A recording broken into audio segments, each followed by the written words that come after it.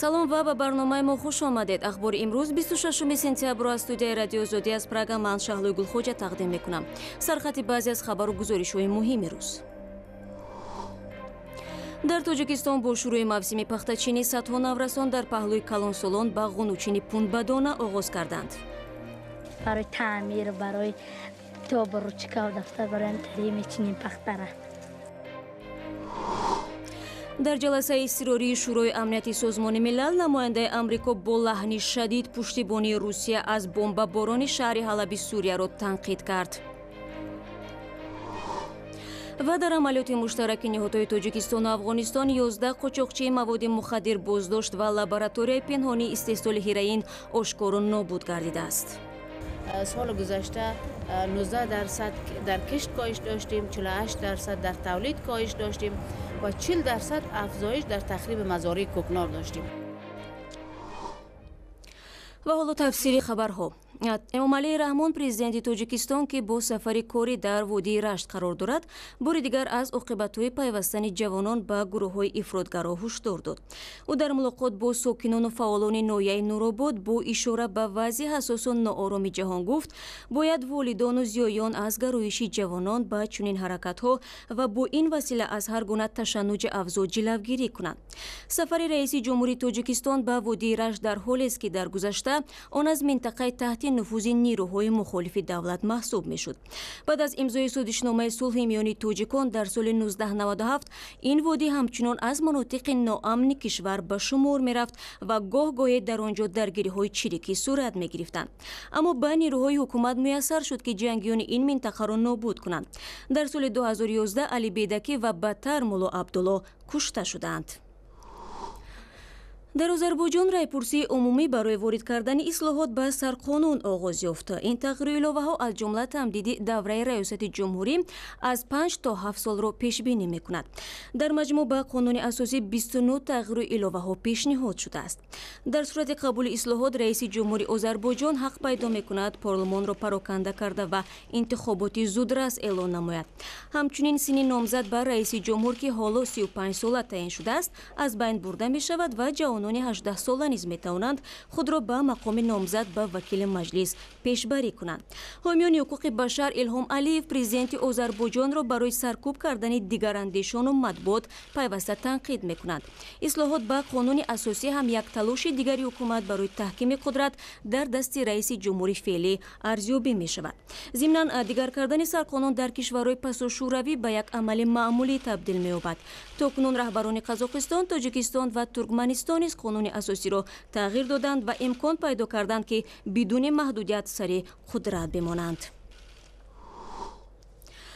рӯзи якшанбе дар ҷаласаи изтирории шӯрои амнияти созмони милали муттаҳид амалиёти ҳарбӣ дар шаҳри Ҳалаби Сурия баррасӣ шуд. аз рӯзи 19 сентябр замоне ки созиши оташбаси Ҳалаб фурӯпошида ҳукумати Сурия бомбаборони ин шаҳрро аз сар гирифт, дар Ҳалаб садҳо фарди осоишта ба қатл расиданд. иёлоти муттаҳидаи амрико бо ишора ба фавти мардуми осоишта аз Русия шадидан интиқод намуд, вале Русия исрор меварзад, ки ҳадафаш рондани террористон аз Ҳалаб аст. тафсилоти мавзӯъ дар гузориши Мумин Аҳмадӣ. дар ду рӯзи ахир урдугоҳи паноҳҷӯён дар шарқи Ҳалаб чандин маротиба аз даст ба дасти ошӯбгарон ва низомиёни суриягӣ гузашт.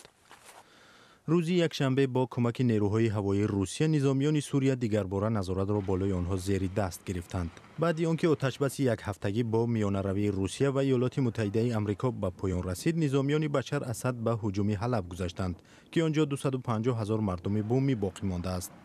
бар пояи маълумоти Созмони Суриягии ҳуқуқи башар мустақар дар Лондон, дар Ҳалаб 45 нафар кушта шуд, ки аз онҳо 10 нафараш кӯдаконанд. дабири кулли Созмони Милали Муттаҳид Бан Ки Мун гуфт, шиддат гирифтани низоъ ӯро ба даҳшат овардааст.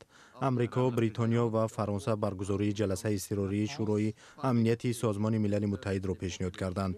намояндаи доимии Иёлоти Муттаҳида дар Созмони Милали Муттаҳид Саманта Пауэр амали Русия дар Сурияро ваҳшоният номид ва Москавро дар суистифода аз ҳаққи вето дар Созмони Милали Муттаҳид муттаҳам кард. дар навбати худ намояндаи доимии Русия дар Созмони Милали Муттаҳид Виталий Чуркин амрикоро ба он айбдор кард, ки қудрати таъсиргузорӣ ба ошӯбгарони таҳти ҳимояташро надорад ва дар чунин вазъият расидан ба сулҳ дар Сурия қариб ғайриимкон шудааст. همزمان آشوبگران سوریگی گفتند که همگونه مذاکرات را تا دمی آنکه روسیه به بمباران خاتمه ندهد بی‌معنی می‌دانند. زیر این اظهارات 30 گروه امضا گذاشت. барномаро бо гузоришу суҳбатҳо аз тоҷикистон идома медиҳем. дар ин кишвар бо шурӯи мавсими пахтачинӣ садҳо наврасон дар паҳлӯи калонсолон ба ғунучини пунбадона оғоз карданд. ин ҳам дар ҳолест ки истифодаи нерӯи кӯдак дар пахтачинӣ аз сангинтарин намунаҳои поймолшавии ҳуқуқи инсон эътироф шудааст. ҳукумати кишвар ва вазорати маорифи тоҷикистон мегӯянд расман ҷалби наврасонро дар пахтачинӣ манъ кардааст, вале ба гуфтаи худи кӯдакон онҳоро ниёзмандӣ ба саҳро мебарад. ҳамкорони мо аз пахтачинии наврасон дар вилояти Хатлон қисса мекунанд. дилноза ҳар рӯз ҳамроҳи модараш ба майдони пахтазор омада барои кӯмак ба хонавода пахта мечинад. ин духтараки хонандаи синфи 6 аст, ҳамроҳи чанд ҳамсоли худ то нисфи рӯзӣ дар саҳро кор карда баъдан ба мактаб меравад.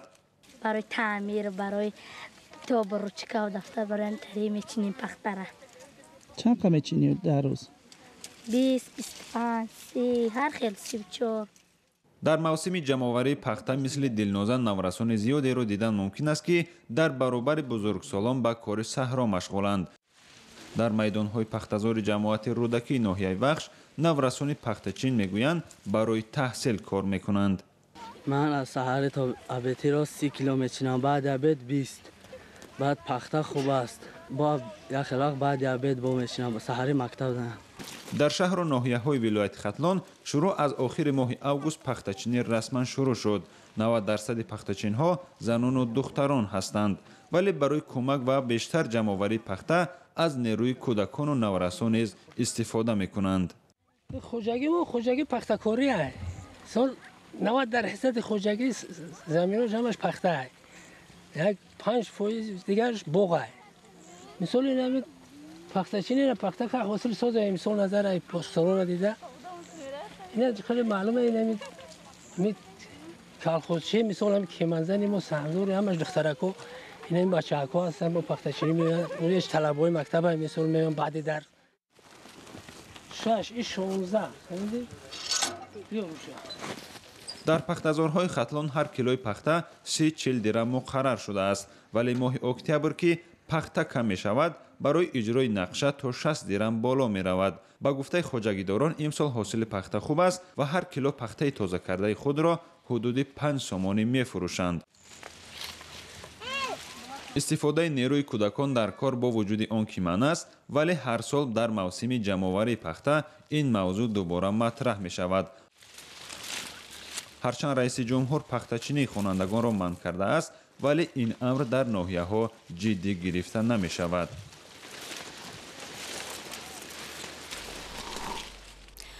вазорати фарҳанги тоҷикистон мехоҳад маҷалаи истиқболро ба минбари ҷавонони тоҷикистон табдил диҳад.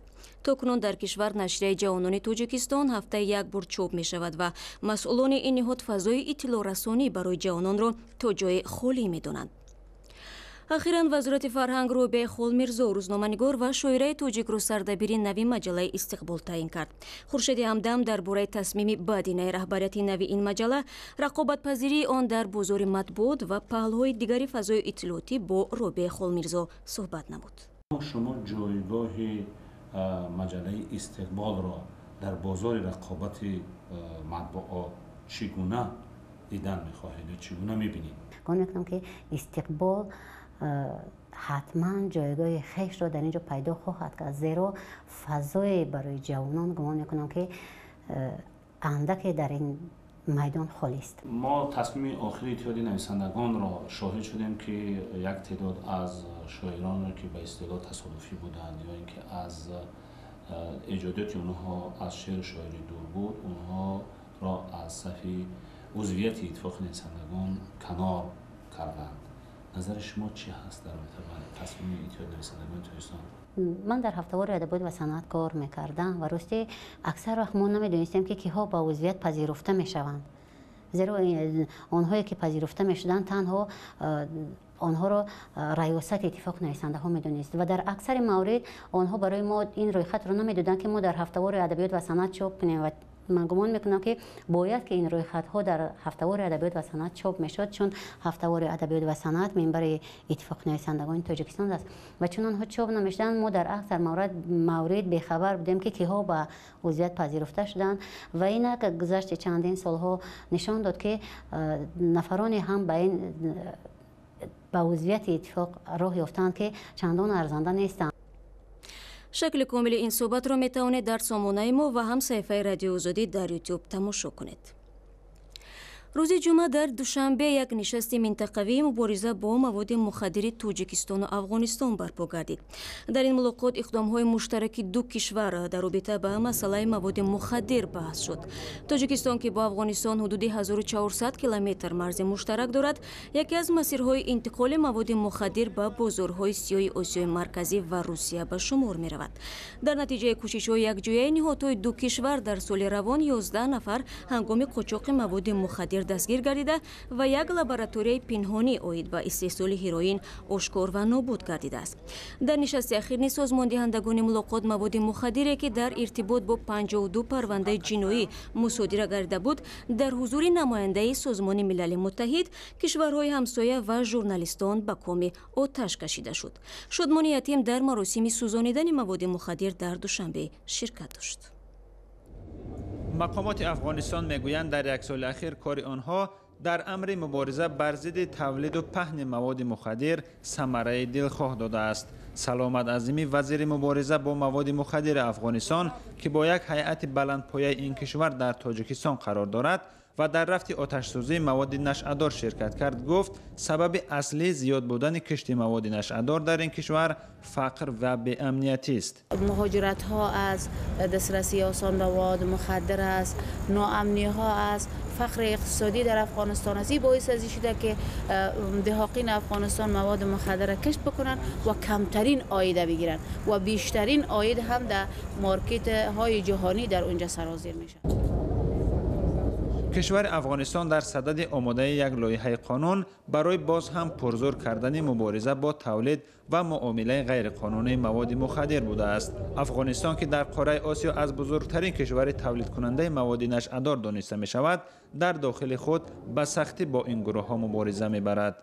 مقامات هر دو کشور میگویند در همکاری در سال روان 11 عملیات مشترک گذرانده 446 کیلو مواد نشئه‌دار از جمله 331 کیلو افیون، اینچنین 800 لیتر موادی که برای استحصال هروئین استفاده میشد مصادره شده است. یک قسم مواد مخدر در حدود تاجیکستان از جانب ساختارهای قدرتی دستگیر شده امروز در آتشدان آژانسی مبارزه با مواد نشئه‌دار سوزانده شد.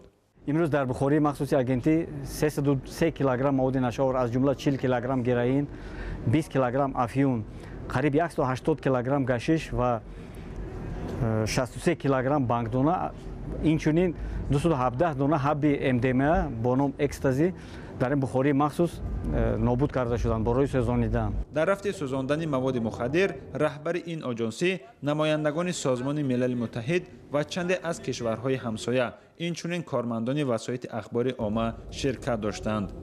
تاجیکستان که با افغانستان حدود 1400 کیلومتر مرز مشترک دارد، یکی از مسیرهای انتقال مواد مخدر به بازارهای سیاه آسیای مرکزی و روسیه شمرده می شود. شادمان یتیم، آزادی، دوشنبه. برنامه را با خبر ورزشی پایان میبریم. دسته استقلال دوشنبه از روشن کلوب شکست خورده است. تیم روشن در دور 15 مسابقات قهرمانی فوتبال تاجیکستان بین دسته های لیگ عالی بر استقلال با حساب 2-1 پیروز آمد. این بازی روز 25 سپتامبر در ورزشگاه مرکزی تنقره با حضور 2000 تماشابین برگزار شد. توپ یکم را از جریمه 11 متری کاپیتان روشن زوکیر عبدالخیرов در دقیقه 35 به هدف رساند.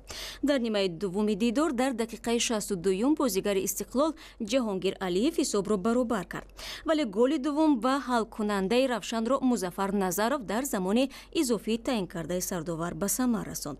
این اولین باخت استقلال در مسابقات امسال قهرمانی تاجیکستان به شمار می رود. استقلال با 33 امتیاز در صدر جدول مسابقات قرار دارد و روشن با 9 امتیاز در زینه پیش از آخران جایگیر شده است. و شما می توانید اخبار و گزارش‌های از این بیشتر را در سامانه ما، صفحه های آزادی در فیسبوک @نکلاسنیک یوتیوب و همزمینه رادیو آزادی برای تلفن‌های همراه پیدا کنید.